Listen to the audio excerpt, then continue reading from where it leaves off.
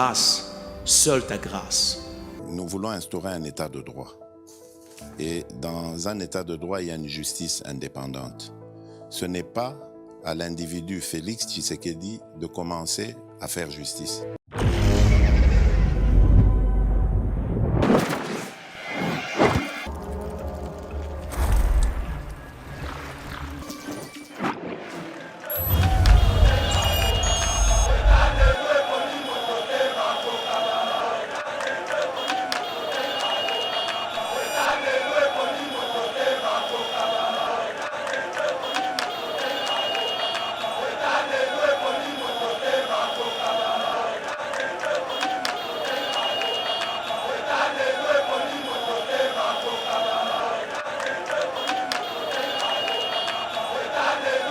Et Macron a le courage de expliquer biso comment bazui kana bangonyo sobachena Rwanda, un pays anglophone, peut bapesi le tout premier pays africain na francophonie Congo démocratique, bazui baso sabotango. Qu'ils nous disent, qu'ils nous parlent, à expliquer biso. Et le connaît ça là qui. Mais ceux qui parfois azoya par rapport, visite na yesa na mona tinate. Et alors on est là comme côté. Pourquoi? Puisque l'élo diplomatie, il y a président congolais, Fachi Beton, et là qui sinidité, il y a communauté internationale. Et vous avez l'article 41 dans la Constitution. Toye bangote, des comités de vérité, oh l'élo communauté internationale. Abandi kobimisa toye bango pété et lingelo baketongo mona buto ye makasi boye baketongo ngitama ne komito céder le roté to lâcher pété mais communauté internationale a kozonga na raison à comprendre que ngaité mutuna chafachi botika Congo au Congo a bénéficié de la richesse naie Congo a l'élango Congo a salelango. Pourquoi? Puisque moment d'ango, les comics, au moins nous avons un président où il y a vraiment peur des familles. Aïboko Satouli, dans la même modèle, il y a explication naïve. Lingue et Achebiso Nanzela, que tout ça a un problème dans le peuple rwandais, tout ça a un problème dans les sanguinaires, dans le régime naïf. Donc, Babis et Oko Tanango a parlé du peuple rwandais dans un premier temps et au va. On a des responsabilités à ministre du Transport. Chéribin Okende, mais moyen Kolobezate, mon Konzambo Kayoka Ikeno, déjà parce qu'il va finaliser qui Koto, en réalité, rien le Kuta. Voilà. Mais enfin, tu vas prendre le Keno et au va en Ango, on a parlé du peuple Natiba Luka. Ne commit souci à jeunesse, mon Konzambo Okapi Congo Service. Pour vos démarches d'actes de naissance, jugement supplétif, casier judiciaire et acte de mariage, contactez Okapi Congo Service au 07 58 12 18 04.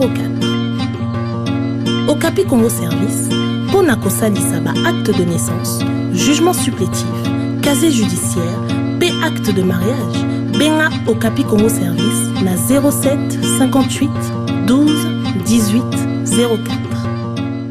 La situation sécuritaire dans l'Est et la République démocratique du Congo s'invite désormais au sein du Parlement européen. Après que la commission à Parlement européen a payé 10 millions d'euros dans l'armée rwandaise en soutien. Déjà, quelques députés, 2 députés européens, vraiment scandalisés, indignés. Vraiment pesi basiliki makasi ya komona ke comment Union européenne a soutenir bongo armée ou ezali bongo auteur ya massacre ya viol ya violence ya pillage ya finalement désastre aux ali koleka na partie est de la République démocratique du Congo. Cela démontre aussi combien l'administration à Kinshasa ezali ko remporter une victoire diplomatique. On en parle dans cette émission. Et Tokolo Belapé, mesdames et messieurs, toujours question sécuritaire à l'est de la République démocratique du Congo. Un ancien gouverneur qui a géré le Nord Kivu pendant plus de 10 ans sort de son silence et puis a sali ba révélation à Kafu a expliqué biso que guerre aux ali koleka na est la République démocratique du Congo ezali guerre moko purement économique parce que Rwandais bazali koluka minéré bazali ko pour koluka ko contrôler minéré il y a partie est la République démocratique du Congo. Il s'agit à excellence Julien Paluku actuellement ministre il y a industrie. On en parle dans cette émission. Les États-Unis à travers secrétaire d'État Nabango donc babimi donc bazali ko exhorter vraiment Rwanda et Sengeli atika soutien na ye na M23 bon ministre des affaires étrangères rwandais yep a sepeli vraiment te na déclaration ya États-Unis et yep a réagir mesdames et messieurs ba réaction na bokoyo quand on a kati ya émission oyo et puis tokolobela pe likambo ya trans academia boyebi ke mokonzi ya mboka aza vraiment na souci à ce que jeunesse ya mboka ezala très bien encadré bozali koyoka comment zali ko placer jeunesse au cœur ya vision na ye d'ailleurs na rencontre na ba jeune asenga ki ba jeune bazala pas seulement ba électeur mais bazala pe ba candidat pour ba ya kotia pression na ba institution ba changer bongo gouvernance ya mboka alors ba jeune ba koyi kozala ba candidat te ceux qui baza bien formé te ya ngwana mokonzi ya mboka zali ko bunda réflexionner na l'université à Kinshasa et puis à placer les bango ba wifi pour na kosala ba recherche et lelo trans académie mesdames et messieurs et déjà beaucoup monde ya ngoni zali ko kota na Kinshasa au grand bonheur ya ba étudiants autant de questions excellence Didier Boudimbu parmi ba jeunes oyo bazali bongo ko constituer une nouvelle classe politique au mokonzi ya mboka alingi mesdames et messieurs asalaki carton plein na stade ya Vélodrome et pas wapi à charger qui a bêta qui bon Kagame donc à bout portant à salaki vraiment déclaration ya makasi beaucoup la ba photo en tout cas plein wana ezali ko la ki savement que ba jeune ba télémina sima ya mokonzi ya mboka to prometa ki binombo ngolobi ndenge député national Ogi Kalonji ayaki na secours ya population ya Mbata Kulusu wa pesa ki bango bon éclairage public mais aussi bana ya cancer tanan pasa oyo pont moko ekabula bango nyoko la bango na période mbula Ogi Kalonji est intervenu pour résoudre les problèmes comme toujours nenga sala kayango autant de questions oyo to meka ko débattre yango lelo mesdames et messieurs pasteur Guilé déjà là na pointe pour na ko répondre ba question na biso nyonso avec brio binombo yebika kandenge a réagi saka merci à notre réalisateur Steve Condé accompagné na Mike Chiswaka merci à notre jeune frère déjà des papas, mesdames et messieurs, bienvenue sur Yeba TV. Très heureux de vous retrouver dans cette nouvelle série de l'éveil patriotique. C'est lui qui a l'information et les pouvoirs. Merci Naba message Nabino. Merci de vous allez commenter ba émission Nabiso, vous allez liker, vous allez partager on a zoom on Facebook.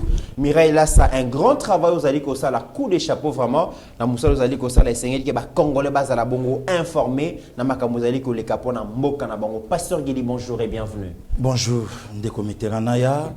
Et bon mardi na ba landinyo so ya Yeba TV o lelo bazolanda biso de partout pour na kopesa bango info ce qui se passe actuellement au pays makamunyo so ndenge zoleka et puis comme kako expliquer pe bango de long et à large de moni même lobito lekaki mais si l'urgence s'impose tout ça aussi obligé ya ko lekape lelo pour to bandeni to ko kito expliquer pe bandeko mais moi makambo belé donc les anniversaires à ma belle-sœur Nathalie Ansiko il y a oyanga indeko Balen Manzenza depuis Sao Paulo na Brésil photo ya mwana H Dazola Sabango anif naeza lobby mercredi 7 décembre que du bonheur ma belle-sœur Nzambe Asela Yobolamo merci de comité. Alors pasteur Guili vidéo moko ezali ko tambola ba réseaux sociaux et comme vraiment viral. Félicitations, j'allais dire, dans les Congolais parce qu'ils va partager massivement.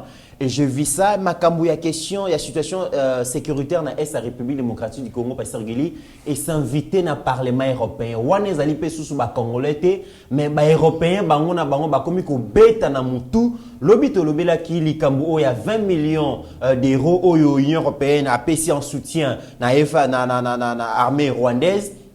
Pas seulement Denis Mukwege, pas seulement les Congolais, c'est Pela qui te qui passe, mais déjà les députés européens, ils ont qui dans nos Maria Arena à Lobaki et le bezalaki bongo Marc Botenga ou azali bongo na parti travailliste belge yep a sepeli ata muketa lobi comment Paul Kagame ou azali sanguinaire azali bongo dictateur armé nezali ko semer désolation pillage, viol, et ça dit qu'on s'aimait trouble dans la République démocratique du Congo, mais comment Parlement européen et qu'on paie ça les sous mbongo na armée on a sans pourtant qu'on s'enga bango préalable bas suspendre soutien na bango na Nana M23 Pasteur Guéli et Zola qui savent vraiment que narratif est comme il faut changer, position comme il faut changer. Finalement, le président Félix, à travers ses sorties médiatiques, yena ba ministre naé masolo ngongo ya ba congolais Pasteur Guéli et comme il faut canapé, comme il faut changer ba ligne Pasteur Guéli. Ndekomit, merci beaucoup.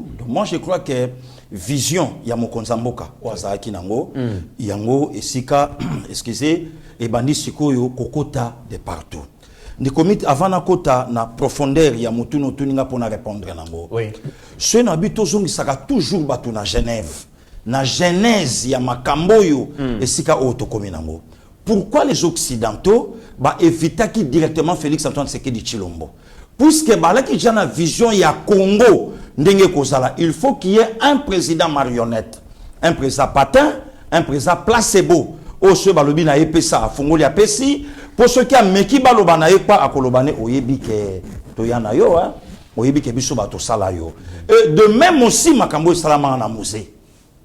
Donc le Rwandais bazui musée comme une marionnette ba tamboli na inde komit na mekana expliquer l'homme qui était censé Yakokoma chef de l'État et ça l'a Moussé Laurent Désiré Kabila c'était le Ngandou qui c'est ça. Oui. Et maintenant pose la question à Paul Kagame Ngandou baboumaï na banani na Rwandais.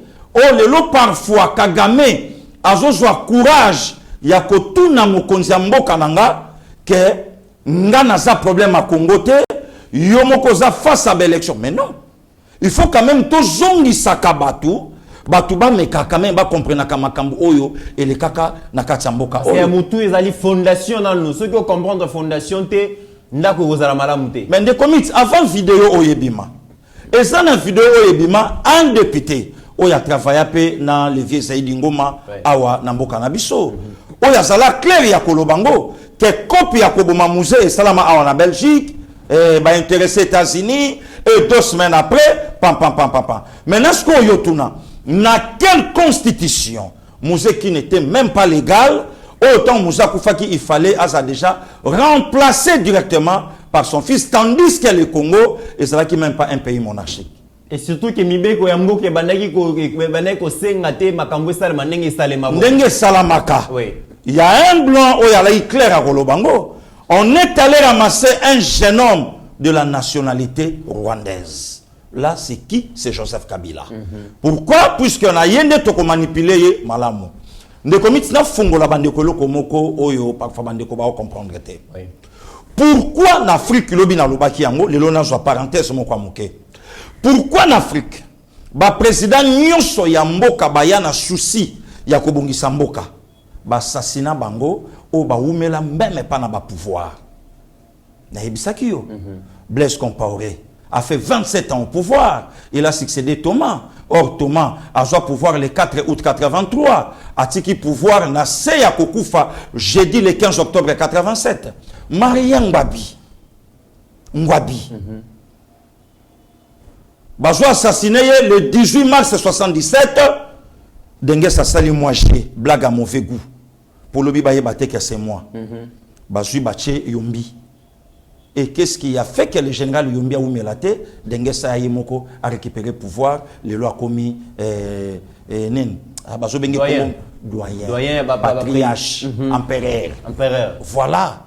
Aujourd'hui, Batunyo Sowana. Et ça, la bongo pourquoi? Puisque déjà, bah, Bisayo. Au moins, mon amboka jandé to lekie. Ah, bon, voilà, c'est quoi yo. De même aussi, on a biso. Laurent Désiré Kabila a fait 3 ans et 8 mois. Mais qu'est-ce qui a fait que Joseph Kabila a ça là 18 ans et Fachi Aya, même pas premier mandat ici là, allons élections. Tina Basango Baleka pour l'envoyer Bissabiso que na 2023 toujours c'est la alternance. Dis-moi un peu. Donc Nyon Soleil Makambo.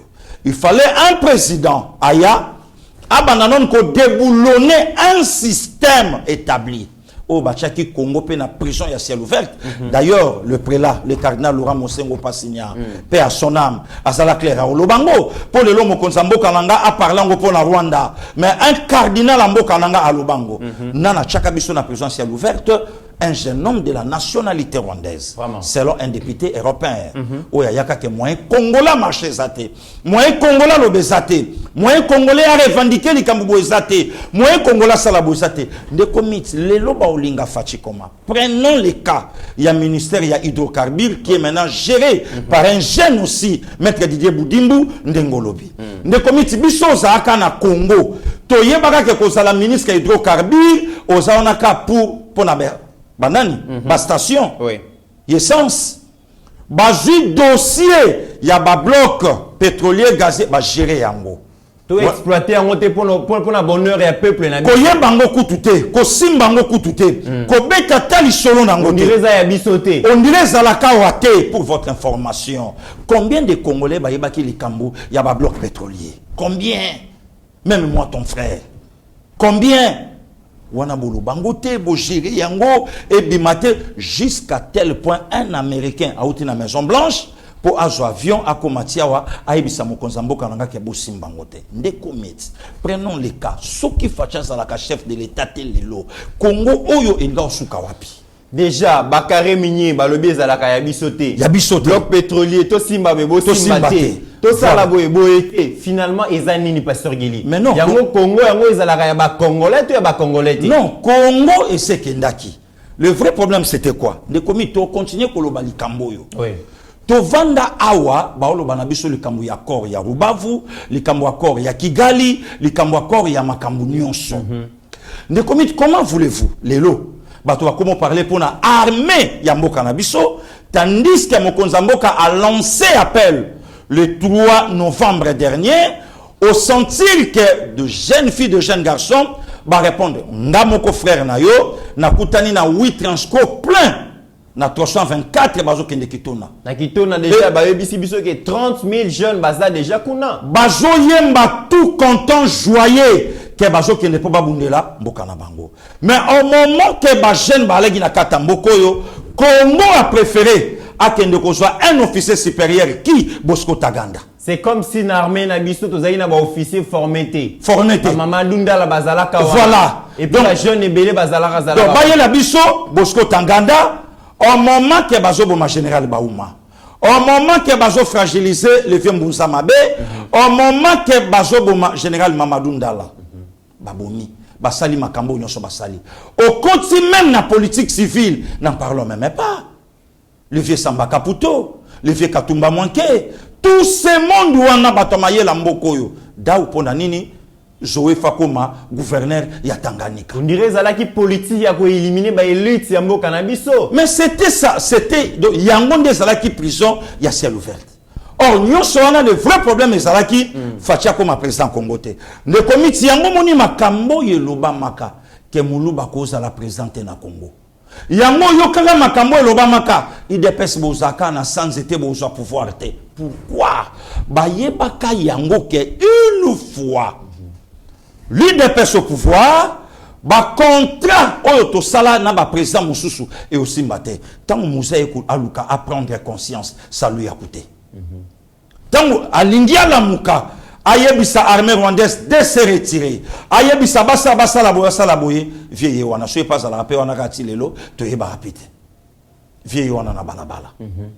De même aussi aujourd'hui ne komi to vanda to yoka mungonga Paul Kagame te alubana eta mais il abanda kolobate pour le pasteur Gili Nathan wana. Mais non, parce qu'il était content dans makambo bana koleka, il était bien servi. mais c'est lui qui dirigeait les Congo.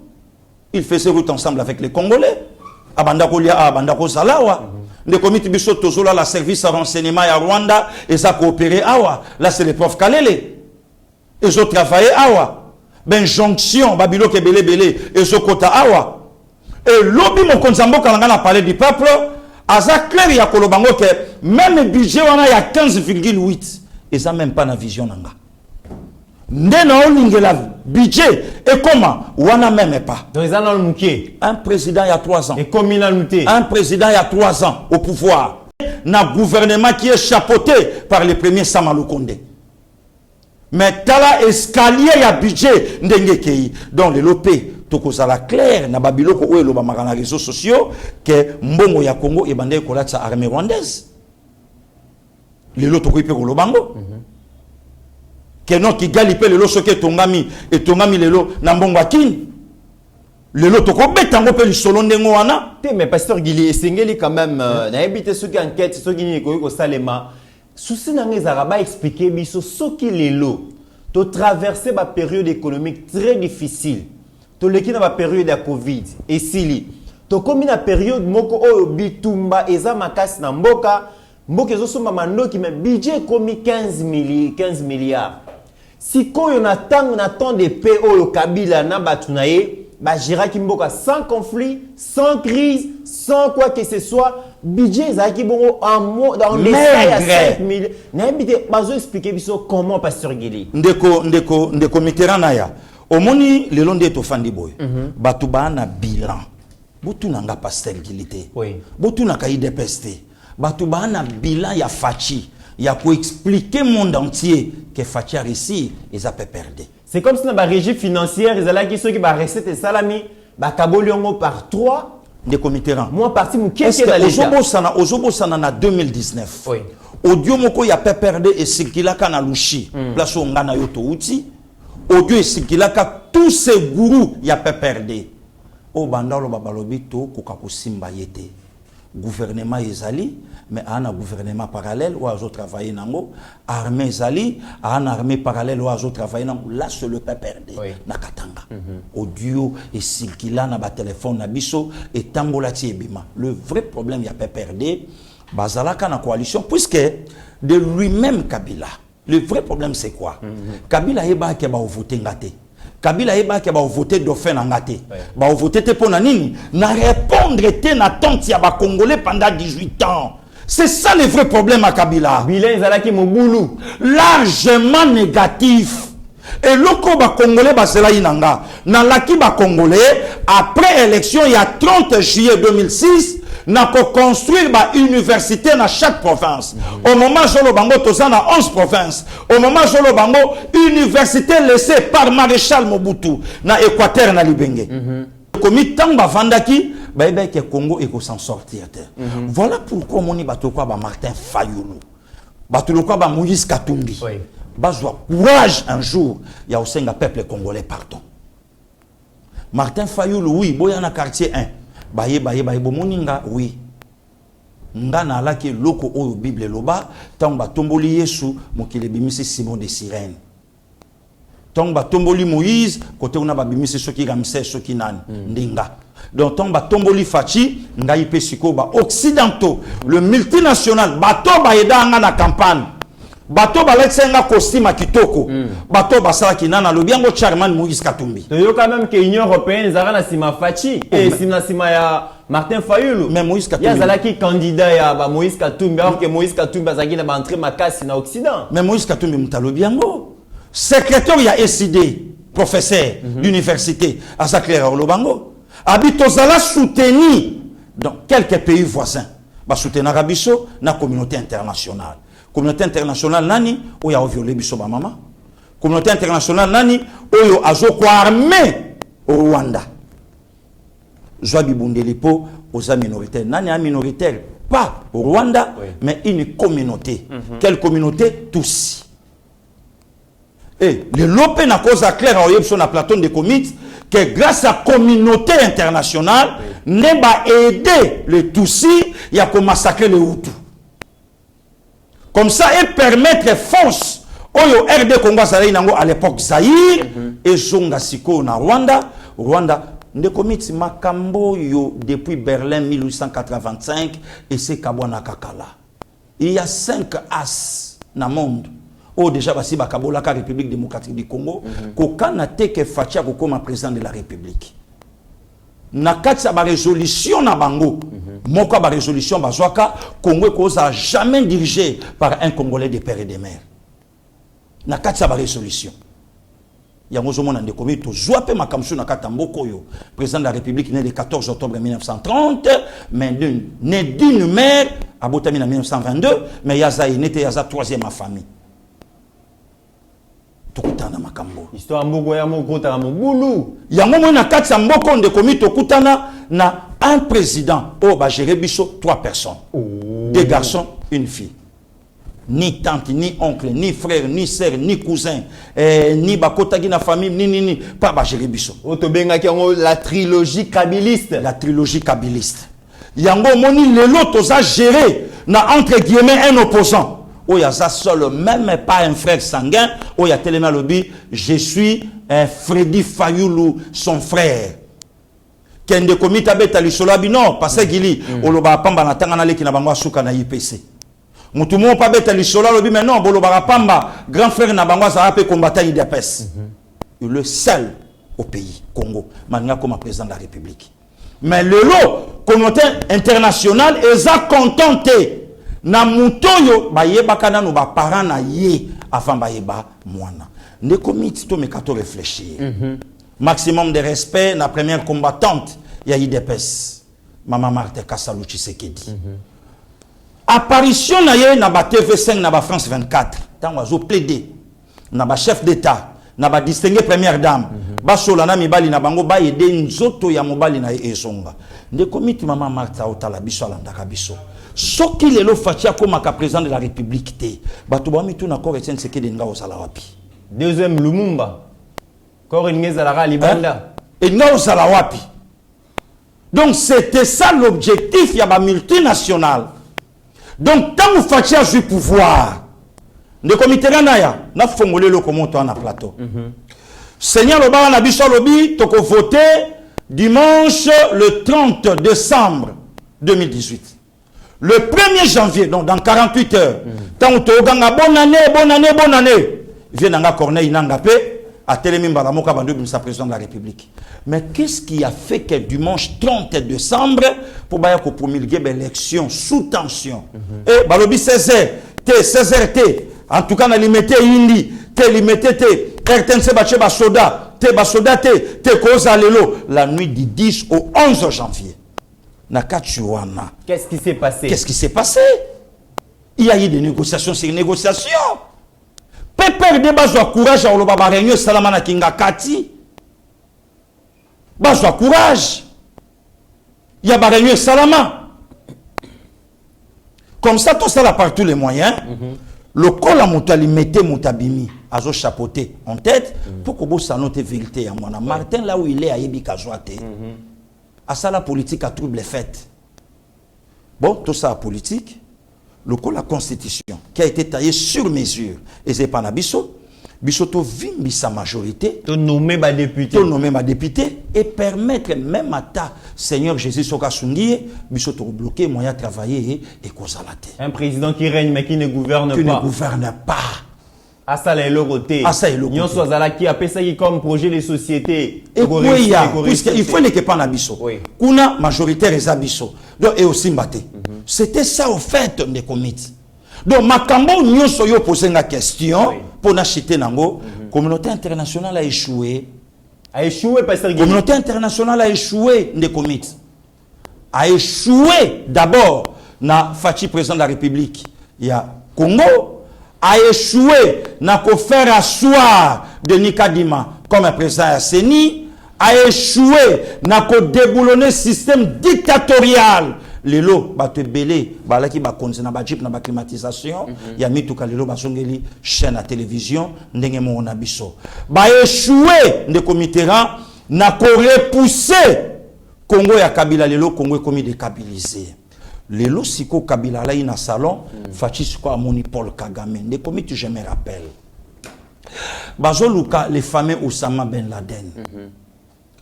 Ba siéger palais. Ba kotina palais. Le col a donné tout les alaki normal. Ba ando frappé, ba ando frappé, ba ando frappé, ba ando frappé. Oussama Ben Laden, là où il était dans la chambre, il a vite compris que basi ba bouger déjà ba biloko tout ce qu'on va moninga. Première réaction Oussama Saki c'était quoi? Abîmer la chambre pour ayatala na escalier, qu'est-ce qui se passe? Oussama tanga télémi du couloir escalier, na ces escalier un militaire américain. Ne commit bato ba oza d'accord na ngai ya makambo na oloba ba omona makeno passer gilolo ba mamba solo.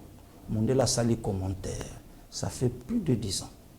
Aucun Américain a vu de près ou de loin Oussama Ben Laden.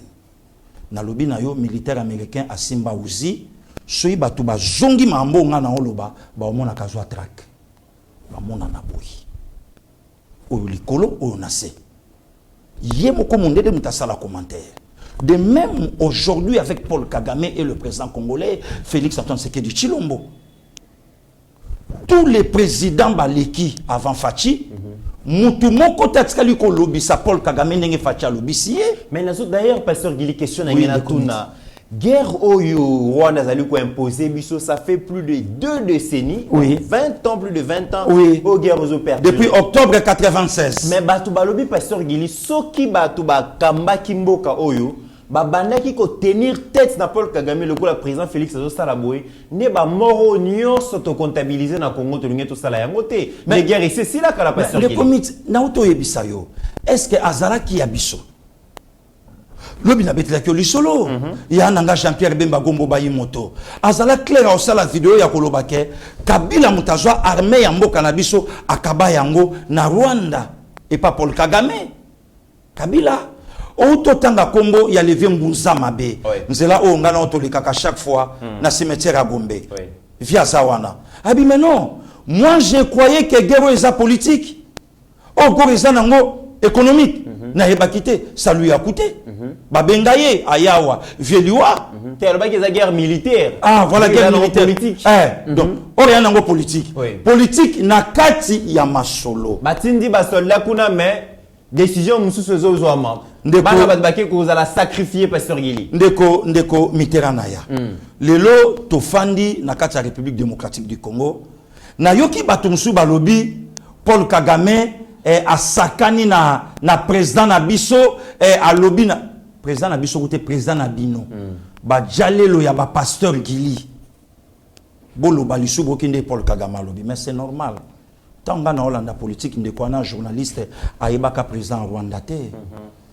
Ayebaka président Rwanda tamonaka été ayebi epete le longtemps Paul Kagame zoloba elinge lobake contrôle Paul Kagame alayi nango na Congo ezali souti de comité biso na ministère ya komba na yebisaka yo ba mama Isabelle Miniaki bando yebisa biso délivrance ya malamu eza prise à conscience.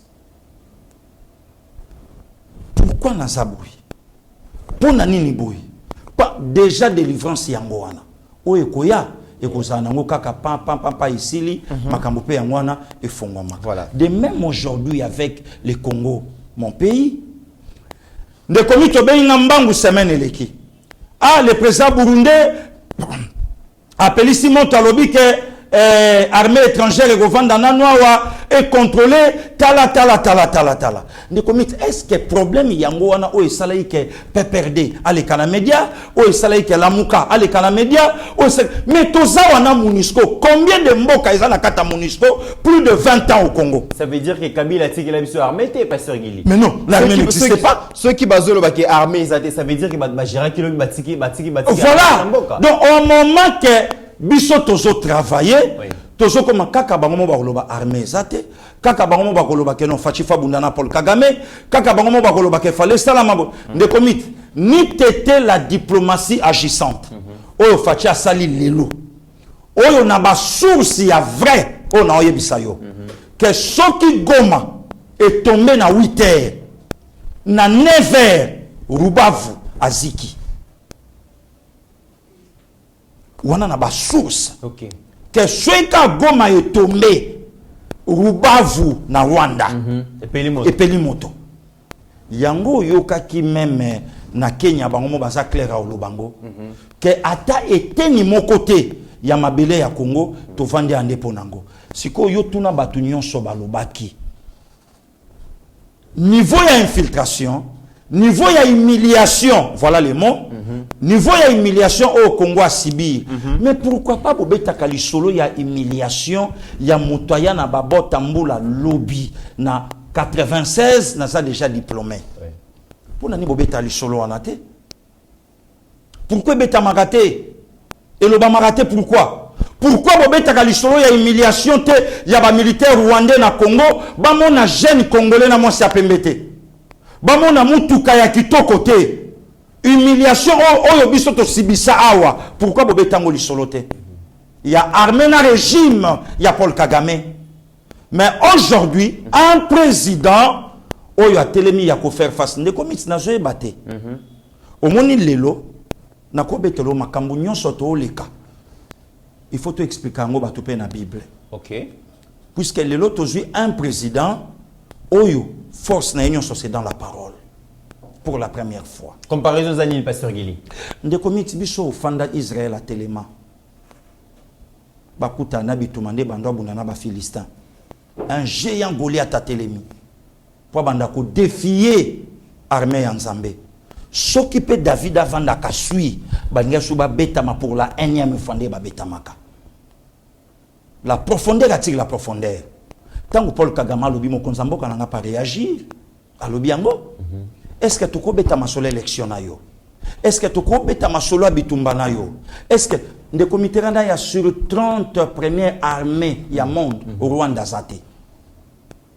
Donc Rwanda même ata le long de ba PC 20 millions. Ceux qui toquent na option ya bagarre na tapé. Pasteur Guili, mais eloko yo nangina tuna vraiment ça que tant l'Union européenne va payer 20 millions pour soutenir l'armée rwandaise, déjà dans la semaine élective, 272 civils tués et enterrés dans des fosses communes par les terroristes du M23, soutenus par le Rwanda. Le Loboé, président Félix, a tindi Batuna CPI, a tindi ministre ministre de la Justice dans CPI, a kende ko saisir CPI pour les Kamoleki. Déjà Batu Bazali ko bazali indigné ko lobaki comment les Européens peuvent se comporter comme ça.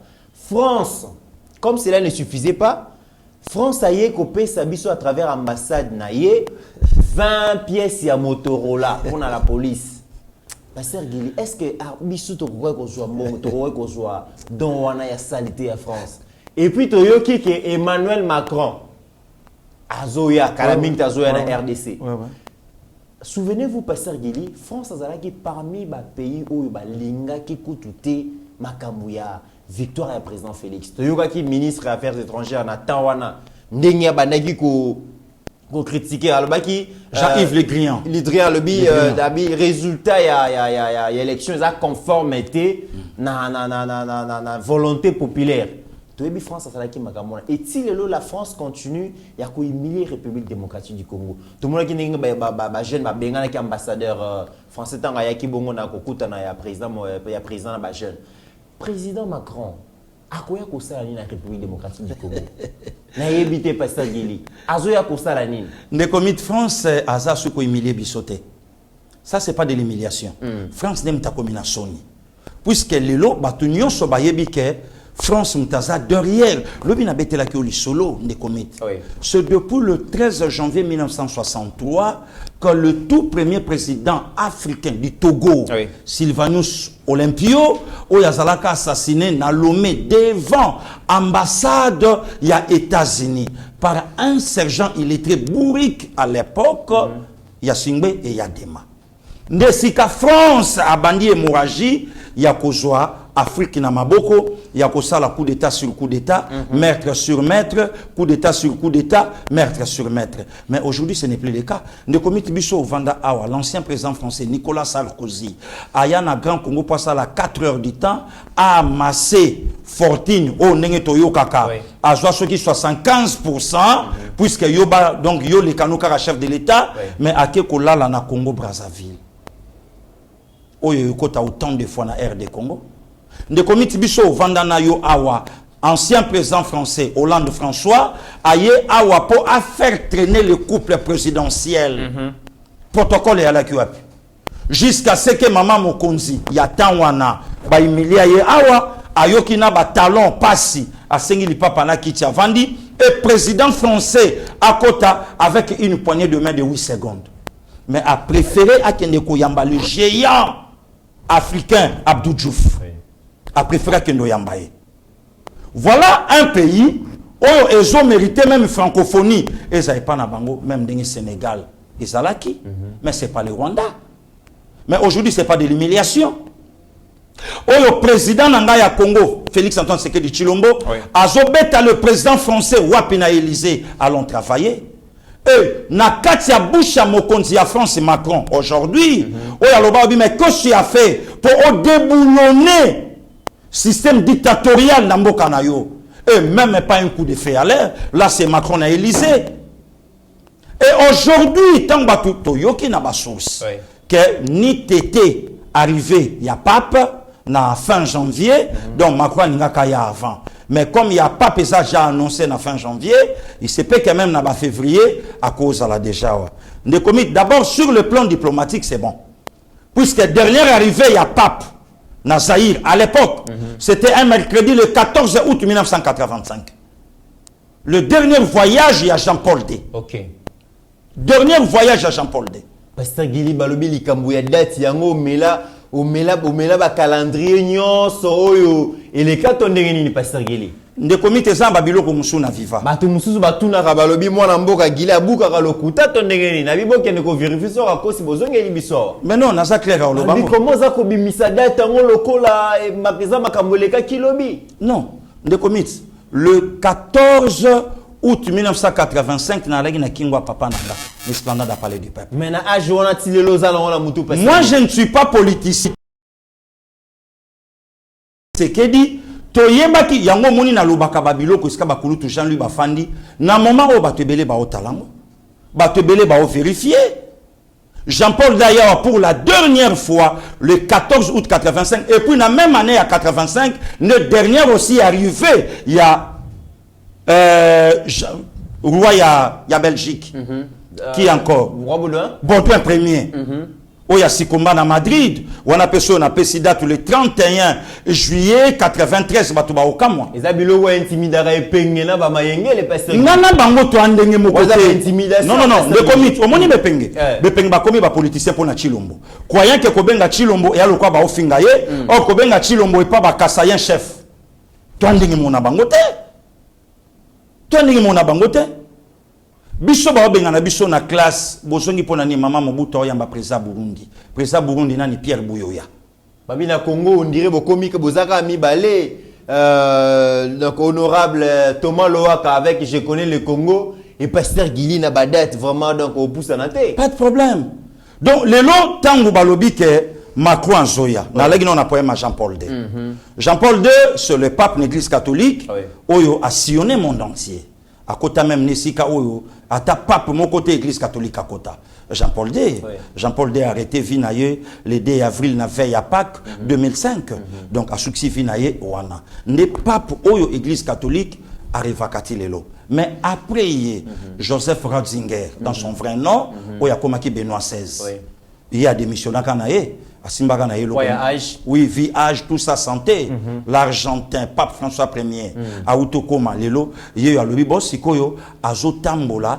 po aya mais pour Nabiso sur le plan diplomatique et ça déjà victoire pourquoi victoire ne comité s'est référé le 24 janvier tozala na yo avec un seul président na prestation serment ya Mokonzambo Kananga le président kenyan Uhuru Kenyatta batu baloba nini elote mais avec le président Macron moi je crois que Macron ce qui a yé awa puisque naza na pouvoir à olobate que ayate mais ce qui Macron yé azo courage au sein du peuple congolais pardon est-ce que bakobambaye ba maité bakobambaye ba makité bakobambaye bandunda te na nzoto parce que Pasteur Gili ba congolais baza très mécontent na comportement ya France vis-à-vis na mboka na biso Pasteur Gili de commit azo courage ya koya ko senga peuple pardon et Macron azo courage ya ko expliquer biso comment bazui kana bango nyonso bachena Rwanda un pays anglophone peut bapesi le tout premier pays africain la francophonie Congo démocratique bazo saboter ango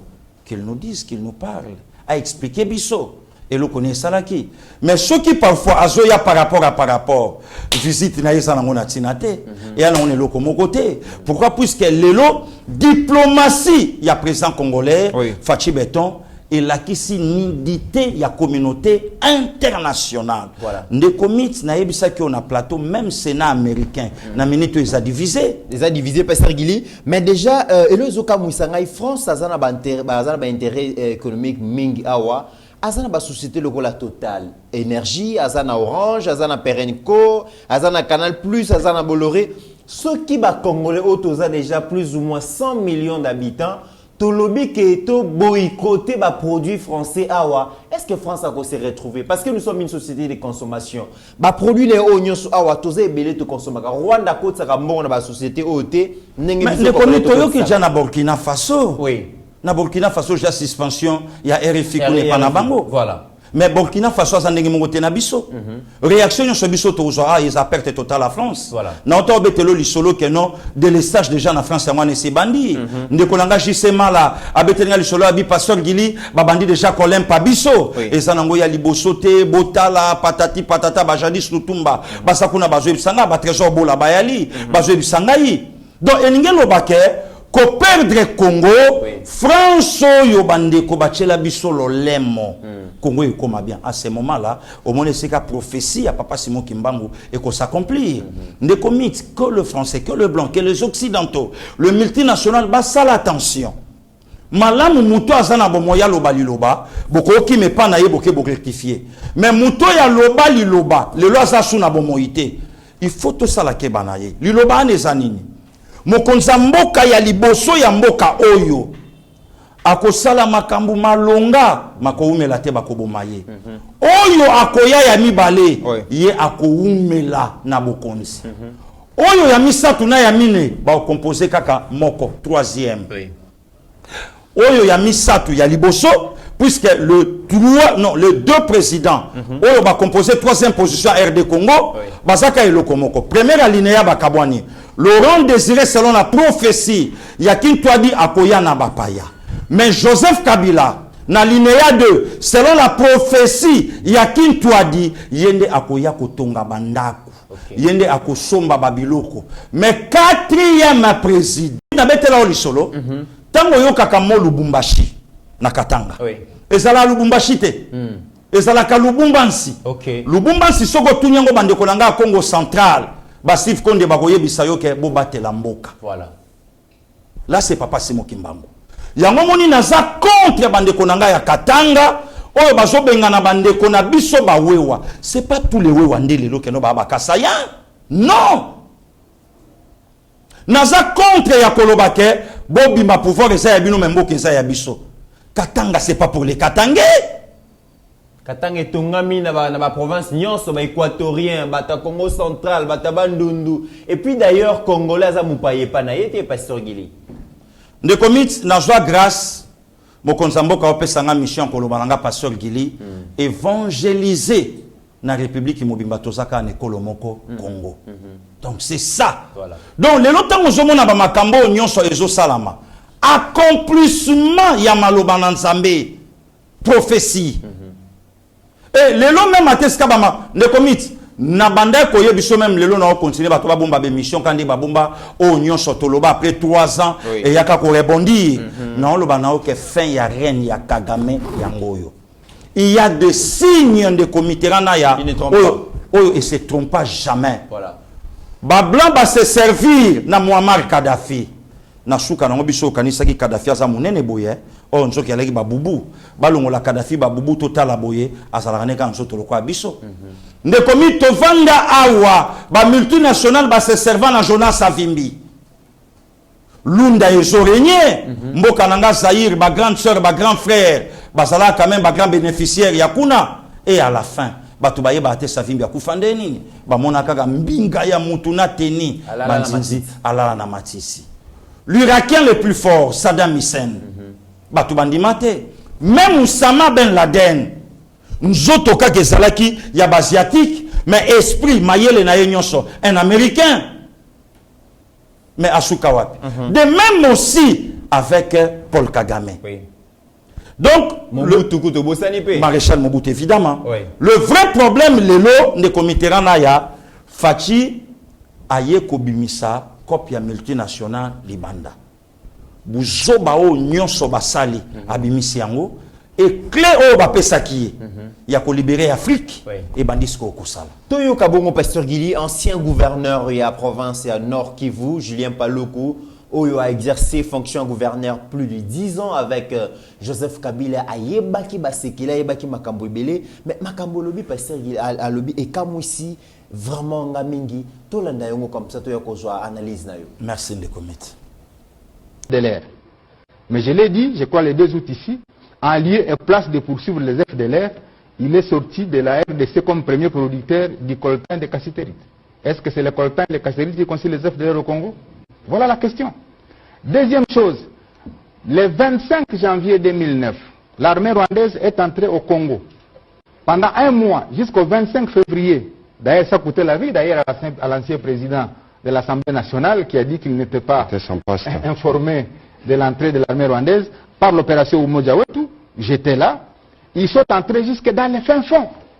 Maintenant, quand vous voyez l'armée rwandaise aujourd'hui aller vers Kishishe, c'est parce qu'on poursuit la mine de Somikivu qui détient le pyrochlore.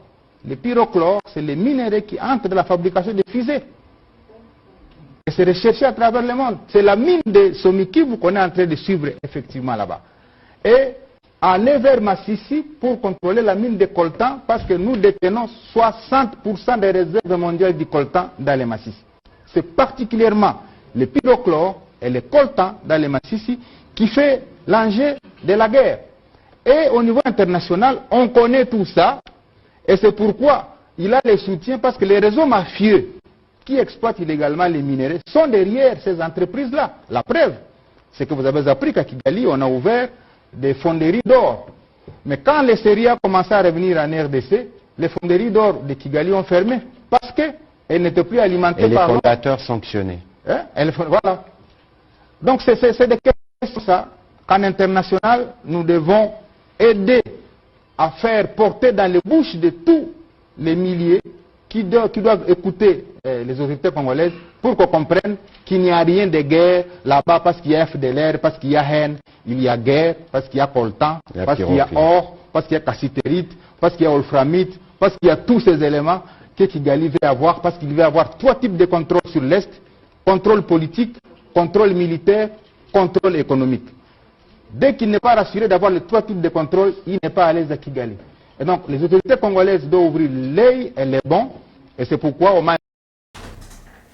Pasteur Gili Julien Paluka lobi guerre ezali guerre économique parce que Rwanda azali ko luka ko contrôler ba zone oyo ba minéraux ezali mboka oyo tozali na ebité ceux qui bo mengo nzamba pesa biso ezali ezo constituer malédiction pour na biso. Alobi par exemple ba Rwanda zo luka contrôler territoire ya Bwito place oyo donc Somikivu société minière à Kivu ezali place oyo bazali ko ça la production ya Wolframite. Wolframite, wana ngana yebe on galelo.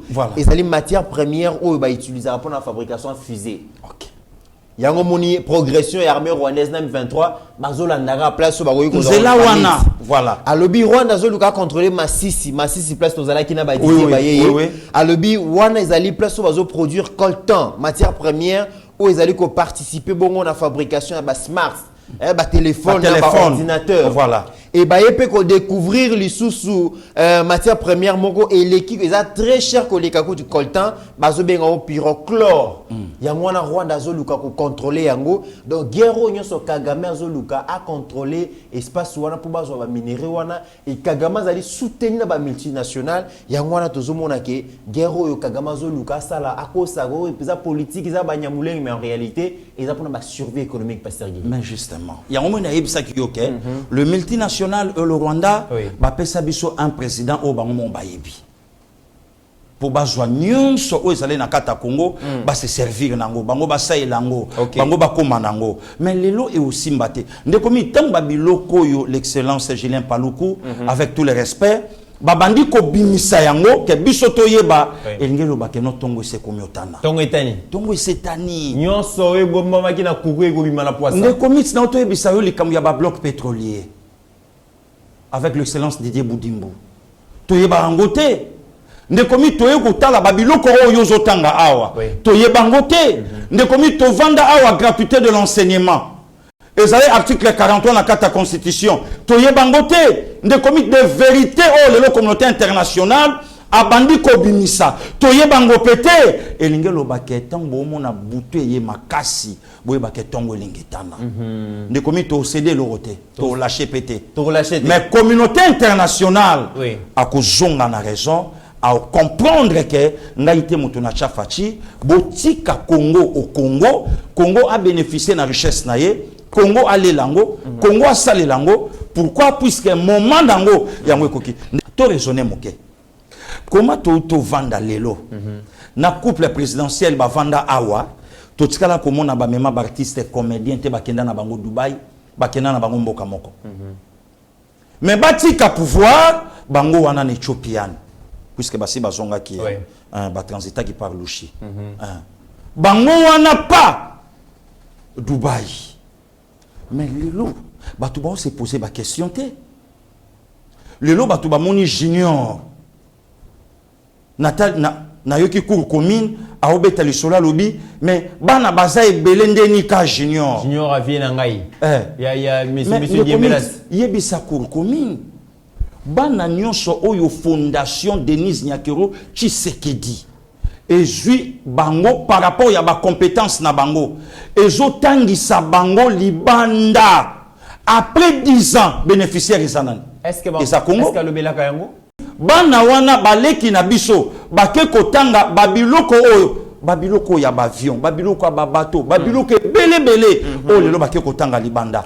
Après 10 ans na oyo bapesi junior na oyo chaque année excellencia ezo sa musa nango naka. Pourquoi lelo tokobeta lisolo wana te to comparer l'incomparable mutajui batu pona servir na bango pona okeko tsambongo na bango na mboka moko boye bafuteli batu boke osa nini intérêt na bino na mboka izani voilà nde comité na ya et loko na batu bakobeta ngo lisolo te nde comité bo vanda awa ne sika bo futela ba artiste bande konanga ba comédien billet bakende Dubaï.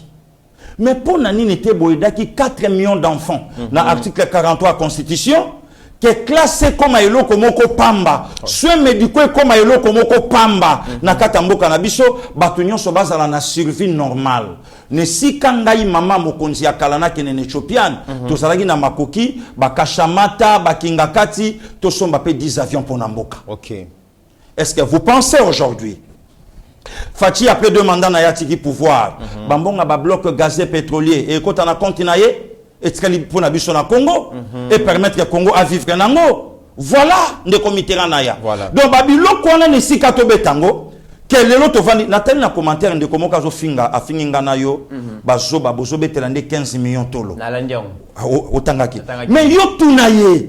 To uti wapi lelo potoko mana 15 millions ndeko. Osa na France de l'estage na Congo de l'estage na France. O lo bananga nini. To uti wapi lelo poto na 15 millions. Et mon konzambo kananga za clair au lobangba lobi 15 millions wana kuteza muke na vision nanga. De komi touti na yo Kenya lelo 1 mois. Budget Kenya c'est dans le 29-28 millions. Oui. Siko tala nenga na tomoni Kenya. Tomoni Nairobi, tomoni Mombasa. Tala ndenge tomoni mboka. Est-ce que lelo toko bete la mutaboye mutaza na souci ya mboka. Très bien. Toko bete ngoli solote. Na un président jardinier soki muto akengela ka banyama babenga ka yenani asomba ka bangando na ye atala ka oya ye munene atala ka oya ko muke ngando ko munene me kongola zokonda wana etali nango yete voilà wana etali nango yete nde comité na ya c'est très mais grave. avec un couple présidentiel balobi metoro yambaka batuna un président costaud comme Félix Antoine Tshisekedi Tshilombo avant d'arrandaka 2 chambres salon cuisine salle de bain. OK. Azab. Mais avec un pays superficiel à 2 345 km². Palais présidentiel, il y a moins de tongami. Les gens qui comprennent parce que dans commentaires, par moment, on a mérité attention, on a sauté, ça ne sert à rien pour répondre à Bango. Alors. Voilà. Donc, Babylon, Konyon Soana, le comité Tofandi, Autobetali Solo Babis. Oui. Une première dans la République démocratique du Congo, les États-Unis exhortent le Rwanda à honorer les engagements pris à Luanda en mettant fin au soutien à M23. Secrétaire d'État américain Anthony Blinken, après un entretien avec Paul Kagame, a Sengina Kagame Sengili ko arrêter immédiatement soutien dans les groupes armés. Pasteur Gili et Sali Passi, ministre Affaires étrangères rwandais Vincent Biruta a condamné prestation aux États-Unis à lobby aux États-Unis et c'est qui a la neutre dans les cambo eux-mêmes basali ko exacerbé na crise na conflit à République démocratique du Congo et comme ingérence ba Rwandais ba leli makasi ba lobby États-Unis a commis ko côté la RDC na makambo zali koleka oyo ezali malamu te pasteur Gili. Mais de commit qui ministre des Affaires étrangères rwandais. Vincent Biruta. Voilà, Vincent Biruta. Mais c'est lui qui est akendaki na Luanda pour nier que non, il y a accord. Nini. Parce que tant que ici kuna akomo bien ingérence en quoi? Bah Lili Makasi Pasteur Gili. Oh, ndekomit. Au moni lelo, nous avons un président humain. Oya lingi makila batute. Tovandaka Moussa Alaga Claire Alobango, je vais passer sur le Rwanda. Et les bons, je vais regretter de m'avoir créé, moi Mousé. Vous pensez que ba optique ouana et que facha sanangote? Donc Kagame comme Tazanango, ah ou atosala na yo devant ba 15 chefs d'État. Oh facha ibisabango. Abiboye bisaye que yeka katende mutako tirer dividende na makambo nyonso. Yeka te mutaolongango. Voilà des comités. Aujourd'hui, tozo senga na États-Unis te ayebisa Rwanda. Mais nous demandons aux États-Unis qu'il y ait des sanctions dans Rwanda ou à soutenir l'M23. Des sanctions, des comités. Ce que les États-Unis ont habité le solo, opération Tapin du désert 91. Au Yébi, ce qui s'est passé, Makambu, il y a George Walter Jr., Bush. Au Yébi, résolution, les États-Unis ont bimisa. Papa Chelika Bamba Basakuna, Baosa d'accord, Nanga. Passer Roger Kabongo Basakuna, Baosa d'accord, Nanga. États-Unis ont une résolution. Il y a qu'on frappe même tous les pays. Où il y a soutenir agression. Non, des terroristes. Les terroristes. Voilà les mots. Et qui m'a bon, ce que les États-Unis a frappé qui bambo kawana, ils ont soutenu. Les États-Unis ont joué pour acheter sanctions contre le Rwanda. Voilà. Et d'ailleurs, Pasteur Gili na makambo zali koleka. Contre le Rwanda, on est commis. Tokomi ko kene na suka Pasteur Gili, Steve Condé balancer les biso ba photo lobi bomona ki ba vidéo mais balancer les biso ba photo oyo. Excellence Didier Boudimbu balobi jeune oyo azo répondre favorablement à renouvellement de la classe politique avec son parti politique Autre Vision du Congo AVC. Botala plein au Boudimbu, Excellence Boudimbu Salaki et zola qui sa que le chef de l'État est en train de créer d'autres leaders politiques. Bayaki Koyoka message fort et soutien à la FRDC et Excellence Didier Boudimbu Lobi basakana kabatusha kana mosa na envoyé des dieux té. Voilà. Le président Félix a envoyé des dieux et complot nyonso au Rwanda zali kosala contre la République démocratique du Congo et ko simbate pourquoi à cause ya ba photo bozomo na wana tous ces gens bomo na ba photo oyo baza derrière bongo armée oyo aussi maté parce qu'il a outil ko le balikambu ya ba complot oyo et salamaki pour na ko diviser Congo et aussi maté pourquoi Congolais comme éveillé Congolais la moussi a comme ko ningi sa fibre patriotique naé Congolais a uni autour de son pays, autour de son président, autour de ses terres. Il y a un occidentaux va comprendre les sous-soutés côté la wapi parce que Pasteur Gili dans toutes les provinces va marcher comme il ça les en soutien chef de l'État et Excellence Didier Boudimbu qui parmi Boudimbu qui parmi bateau yo na week-end ba ningisa ki Kinshasa pour nous soutenir les FARDC. De commis ka tango lobby morceau ana ya Vélodrome avec l'Excellence Boudimbu Didier, ministre ya hydrocarbures. Comparé yango na plein ya maman Adel Kaïda. Voilà. Joie plein, il y a des chrétiens. Joie plein, il y a des chrétiens catholiques. Joie plein, il y a population congolaise. Et répondre na appel, il y a Mokonzi Mboka. Yebisanga de comité. Au monde ici, il y a multinational qui a raison que Fachi a organisé l'élection puisqu'en a décembre 2023 on a conquéranté. De Yamboana. Voilà. On a la nouvelle classe politique.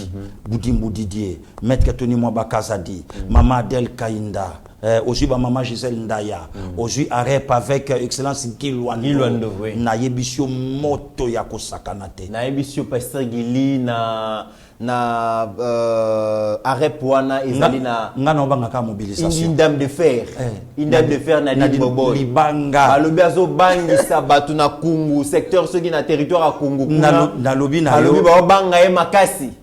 Agissons, dynamisme, courage, agissons pour la République avec Maître Gilwando, Docteur Gilobos, maman Nadine Boboy, na ribisio comme pas possible. C'est qu'on joue nouvelle classe wana. Au juillet yebisanga na décembre 2023 na kusala fion. Siko on commit et loco communauté internationale là il a besoin.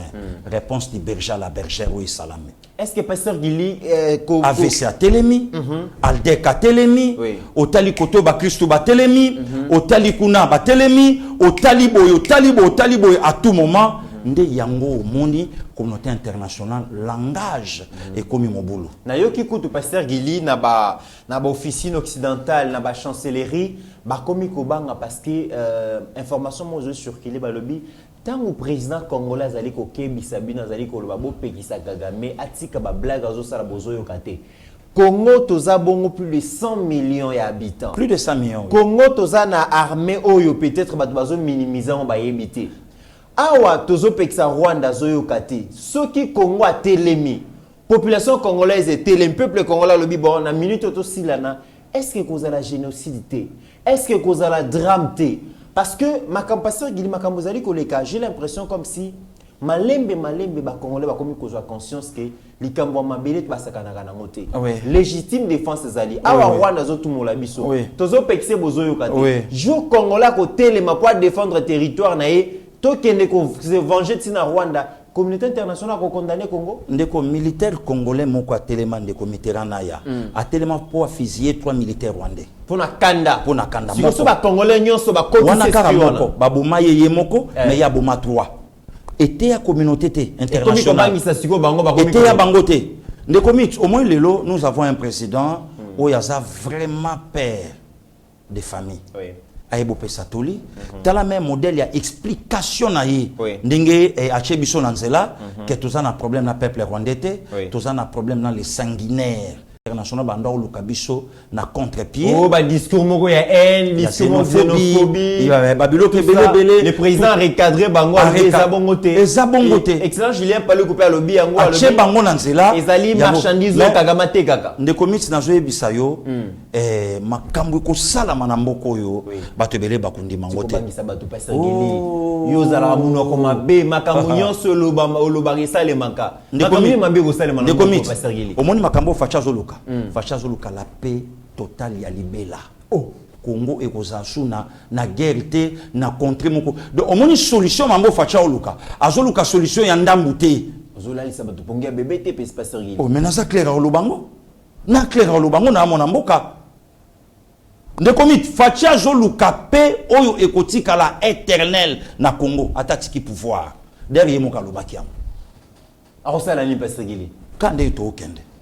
Kande tokende. Mais ba lobby Excellence Boudimbo lobby c'est un de Dieu. Na banda lobano na plateau facha une émission et non un mandat. Mais ba lobby. Wana mari c'est sur le kit mtaloba na nabo. Ba lobby pasteur Gili ba facha zo loba 3 zo sale loroté. Tozana besoin to mona makambu na terrain. To mona ba mbumezo betama. Ndeko loba ezo changer loroté pasteur Gili. Ndeko mit bato nyonso ba loba ba yebike option o facha kenango eza option o bango ba yebaki yango te bakenda ina. Ba bibiso to compter ba mort mais Kagame azana kimia na peuple na yekuna bazalaise. Ndeko mit nana yebisi bango keno Kagame na kimia. Pasteur Gili tomoni ba bus Transacadémie ndenge zali koya na Kinshasa, ils a vraiment belé une centaine de bus mais avant que bus ya tobo sanate ke mokonzi mboka a réfectionné l'université à Kinshasa après plusieurs années et tikala kozwa bongo langue ya tamo banda ezala depuis ezala mais le chef a réfectionné yango ekomi ya sika ozotanga dans de meilleures conditions et na site universitaire mokonzi mboka lobi au lieu mambasilabi sur na alingi yango te ça coûte cher aux étudiants à sengi même que batia bon wifi pour que les étudiants bassent la recherche on a kimia yonso et c'est une façon pour le chef de l'État pasteur Gili il y a qu'on préparer jeunesse pour qu'on assumer ma responsabilité lobby. C'est ça les comité betel sur la bus malgré qu'il y a ba source na koti ba entrepôt nan ba sisali makambute bureau ya gestion exact donc ba bus et okota nango na parler du peuple wana dans un premier temps et au va on a des responsabilités à ministre transport Chéribin Okende mais moyen ko lobezate mo konzambo ka yoka ikeno déjà basi ba finalista qui koto en réalité rien le kuta voilà mais enfin tu apprendre que non et on va en ango n'a parlé du peuple nati baluka souci à jeunesse donc na domaine tout na santé couverture à santé universelle ezali avec le docteur Roger Kamba ezali ba papa Narcisse Bintou bazakuna Moussel Kakitoko gratuité de l'enseignement yango tomoni babus il y a bandeko na biso étudiant yango tomoni parce que yebisanga ndeko mit auto lukalelo ezawapi. Très bien. Dirija Katanga kasapa ezakuna tomona ta kombité pona bana biso ba otanga baleki na biso tomona yangote. Voilà ndeko mit, nous avons un président, il est au four et au moulin, azo bouger partout puisque congolais abika malamu.